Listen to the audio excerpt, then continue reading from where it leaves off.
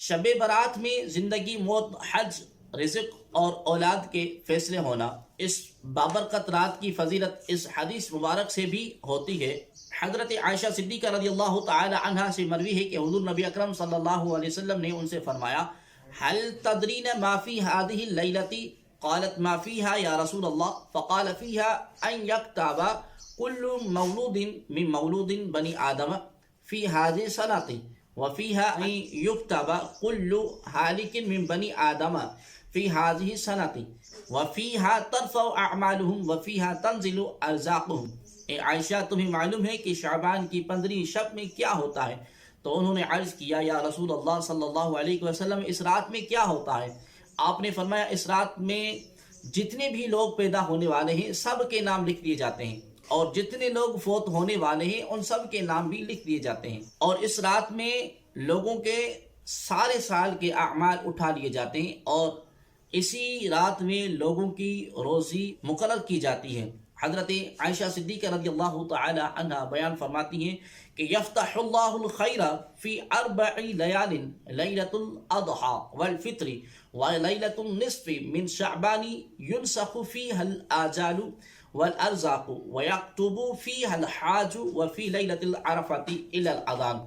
اللہ تعالیٰ 4 راتوں میں خصوصی طور پر بھلائیوں کے دروازے کھول دیتا ہے: عید الاضحیٰ کی رات، عید الفطر کی رات، شعبان کی 15ویں رات۔ اسی رات میں مرنے والوں کے نام اور لوگوں کا رزق اور اس سال حج کرنے والوں کے نام لکھے جاتے ہیں، عرفہ یعنی 9 ذو الحج کی رات اذان فجر تک۔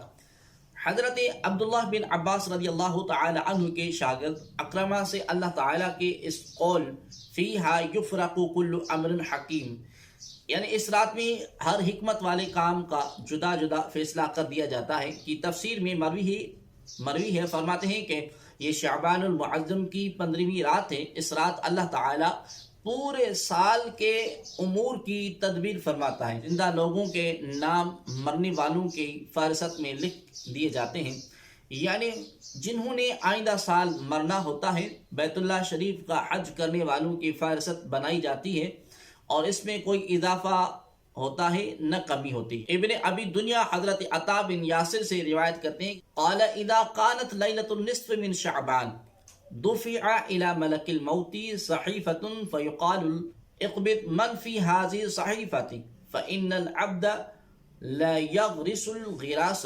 وينكح الأزواج ويبني البنيان وإن اسمه قد نسخ في الموتى۔ یعنی جب نصف شعبان کی رات آتی ہے تو اللہ تعالیٰ کی طرف سے ملک الموت کو ایک فہرست دی جاتی ہے، اور حکم دیا جاتا ہے کہ جن لوگوں کا نام اس فہرست میں درج ہے ان کی روح کو قبض کر لیں۔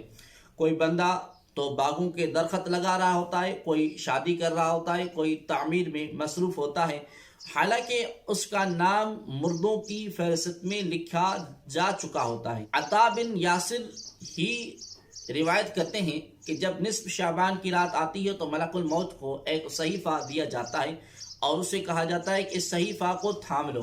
ایک بندہ بستر پر لیٹا ہوگا اور بیوی سے نکاح کرے گا اور گھر بنائے گا، اور اس کا نام مردوں میں لکھا جا چکا ہوگا۔ امام دینوری نے راشد بن سعد سے روایت کیا کہ حضور نبی اکرم صلی اللہ علیہ وسلم نے نصف شعبان کی رات کے متعلق فرمایا، اللہ تعالیٰ اس سال جس بندے کی روح قبض کرنا چاہتا ہے، ملک الموت کو اس کی روح قبض کرنے کا حکم دیتا ہے۔ امام ابن جریر طبری المتوفی 310 ہجری اپنی سند کے ساتھ حضرت اکرمہ سے روایت کرتے ہیں کہ قال فی لیلۃ النصف من شعبان یبرم فیہ امر السنۃ وتنسخ الاحیاء من الاموات وَيُكْتَبُ الْحَاجُ فَلَا يُزَادُ فِيهِمْ أَحَدٌ وَلَا يُنْقَصُ مِنْهُمْ أَحَدٌ۔ یعنی یہ شعبان کی 15ویں رات ہے، اس میں ایک سال کا حال لکھ دیا جاتا ہے، اور زندوں کا نام مردوں سے بدل دیا جاتا ہے، اور حج کرنے والوں کا نام لکھ دیا جاتا ہے۔ پھر سال بھر اس میں کمی ہوتی ہے، نہ کوئی اضافہ ہوتا ہے۔